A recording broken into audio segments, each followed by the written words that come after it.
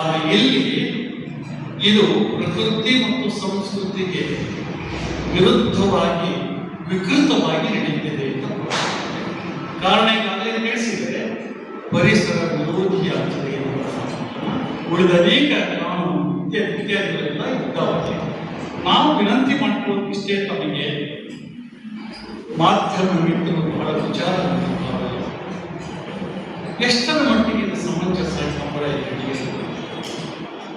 ಈ ಭೂಮಿ ಇವತ್ತು ಸುಮಾರು 5-6 ಎಕರೆ ಭೂಮಿಯನ್ನು ಇನ್ನೂ ಹೆಚ್ಚು ಅದನ್ನು ಹದಗೊಳಿಸಿ ಇಲ್ಲಿ ಮಾಡಿದಂಥ ಕ್ರಮ ನಡೆದ ನಂತರ ಆ ಭೂಮಿ 27 ಎಕರೆ ಭೂಮಿ ಏನಾಗ್ತದೆ, ಮುಂದಿನ ವರ್ಷದವರೆಗೆ ಆ ಭೂಮಿಯ ಗತಿ ಅಲ್ಲಿದ್ದಂಥ ಗಿಡ ಮರಗಳನ್ನು ನಾಶಪಡಿಸಿದಂತಹ ಈ ಕ್ರೂರ ಹತ್ಯ ಅವಳಗಳನ್ನು ಹಿಡಿಯಬೇಕು ಎನ್ನುವಂಥ ಪ್ರಶ್ನೆ ನಮ್ಮದಾಗಿದೆ, ನಿಮ್ಮದು ಅದೇ ಅಂತ ಭಾವಿಸುತ್ತೇವೆ. ವಿಚಾರವಂತರಾದಂಥ ತಾವು ಇದನ್ನು ಪ್ರಶ್ನೆ ಮಾಡಬೇಕು. ಸರ್ಕಾರವನ್ನ, ಉಸ್ತುವಾರಿ ಸಚಿವರನ್ನ, ಪ್ರಜಾಪ್ರತಿನಿಧಿಗಳನ್ನ, ಇಲ್ಲಿನ ಜಿಲ್ಲಾಧಿಕಾರಿ ಮತ್ತು SP ಪ್ರಶ್ನೆ ಮಾಡಬೇಕು. ನೀವು ಪ್ರಶ್ನೆ ಮಾಡಬೇಕು, ಯಾಕೆ ಹೀಗೆ ಪ್ರಶ್ನೆ ಮಾಡೋದ್ರ ಮೂಲಕ, ಲೇಖನಗಳನ್ನು ಬರೆಯೋದ್ರ ಮೂಲಕ ಬಹುಶಃ ಕತ್ತಿಗಿಂತ ಹರಿತವಾದಂಥ ಲೇಖನಿ ಎನ್ನುವಂಥ ಮಾತನ್ನು ಬೇರೆ ಹೇಳಬೇಕಾಗಿಲ್ಲ. ಆ ಲೇಖನಿ ನಿಮ್ಮ ಕೈಯಿದೆ.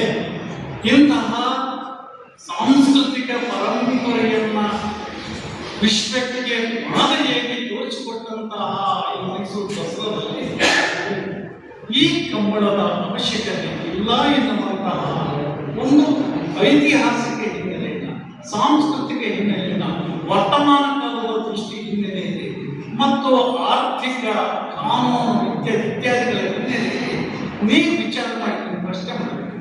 ಮೂಲತಃ ನನಗನ್ನಿಸ್ತದೆ, ನೀವು ಉಸ್ತುವಾರಿ ಸಚಿವರನ್ನ ಇದನ್ನು ಪ್ರಶ್ನೆ ಮಾಡಿದ್ರೆ ಯಾಕೆ ನಡೆಸ್ತೀರಿ, ಇದರ ಉದ್ದೇಶ ಏನು, ಇದರ ಅಗತ್ಯತೆ ಇದೆಯೇ ಎನ್ನುವಂತಹ ಪ್ರಶ್ನೆ ಮಾಡೋದ್ರ ಮೂಲಕ ಇದನ್ನು ನಿಲ್ಲಿಸುವಂತಹ ಒಂದು ಕಾರ್ಯವನ್ನು ಮಾಡಬಹುದು ಅಂತ ಭಾವಿಸಿದ್ದೇನೆ.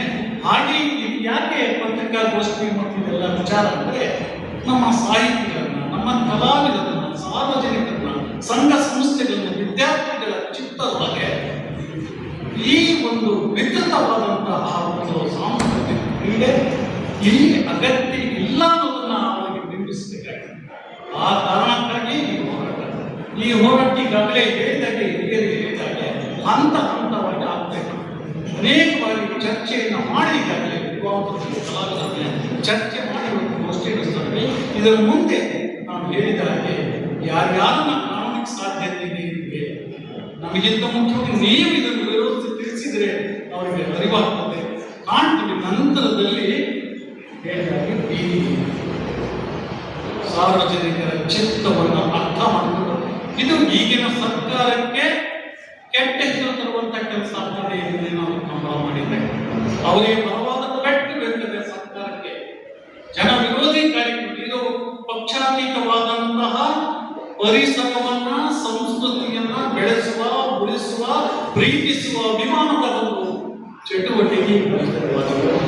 ನಾವೆಲ್ಲ ಸೇರಿ ಮಾಡ್ತಾ ಇರುವಂತ ವಿವಿಧ ಸಂಘಟನೆಗಳು ಮಾಡ್ತಾ ಇರುವಂಥದ್ದು ಅಭಿಮಾನದಿಂದ ಮಾಡ್ತಾ ಇರುವಂಥದ್ದು.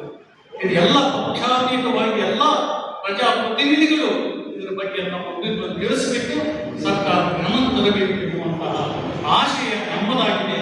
ಇಷ್ಟೇ ಅಲ್ಲ, ನಮ್ಮ ಮಠಾಧಿಪತಿಗಳು ಯಾಕೆ ಸುಳಿತಾರೋ, ಯಾಕೆಂದ್ರೆ ಅವರು ಸಹ ಹಾಗೆ ಕೇವಲ ರಾಜಕೀಯ ವ್ಯಕ್ತಿಗಳಲ್ಲ, ನಮ್ಮ ಮಠಾಧಿಪತಿಗಳು ಸಹ ಈ ಸಾಂಸ್ಕೃತಿಕ ಪರಿಸರವನ್ನು ನಾಶ ಮಾಡುವಂತಹ ಈ ಕೆಲಸ ಬೇಕೆ ಅಂತ ಅವರು ಪ್ರಶ್ನೆ ಮಾಡಬೇಕು, ವಿದ್ಯಾರ್ಥಿಗಳ ಪ್ರಶ್ನೆ ಮಾಡಬೇಕು, ಸಾಹಿತ್ಯ ಕಲಾವಿದರ ಮಟ್ಟದಲ್ಲಿ ಮುಂದುವರಿಬೇಕು ಅಂತ ಭಾವಿಸುತ್ತೇವೆ.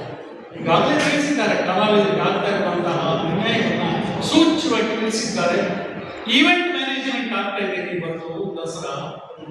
16 ವರ್ಷಗಳಿಂದ ಮೊದಲು ಏನು ನಡೀತಾ ಇತ್ತು, ನಾನು ಆ ಇಲಾಖೆಯಲ್ಲಿ ಕೆಲಸ ಮಾಡಿದೆ. ಆ ಸಂದರ್ಭದಲ್ಲಿ ಈವೆಂಟ್ ಮ್ಯಾನೇಜ್ಮೆಂಟ್ ಸಿಗಲಿಲ್ಲ. ಈಗ ಶುರುವಾದ ಚಿತ್ರವಾಗಿ ಎಷ್ಟು ದಸರಾ ನಡೆಸ್ತಾರೆ ಅನ್ನೋದು ಗೊತ್ತಿಲ್ಲ.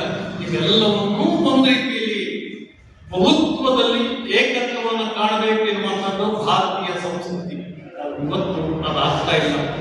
ಚಿತ್ರ ಬಹುತ್ವನೇ ಏಕತ್ವ ಆಗುವ ರೀತಿಯಲ್ಲಿ ಮಾಡ್ತಾ ಇರುವಂಥದ್ದು ಅಲ್ಲಗಳೆದು ಕಡಾಖಂಡಿತವಾಗಿ ತಾವುಗಳ ಪ್ರಜ್ಞಾನಂತಹ ಮಾಧ್ಯಮ ಮಿತ್ರರು ಇದನ್ನ ತಡೆಗಟ್ಟುವಲ್ಲಿ ನಮ್ಮ ಮೈಸೂರಿನ ದಸರಾ ಪರಂಪರೆಯನ್ನ ಎತ್ತಿ ಹಿಡಿಯುವಲ್ಲಿ ತಾವೆಲ್ಲ ಸಹಕರಿಸಬೇಕು.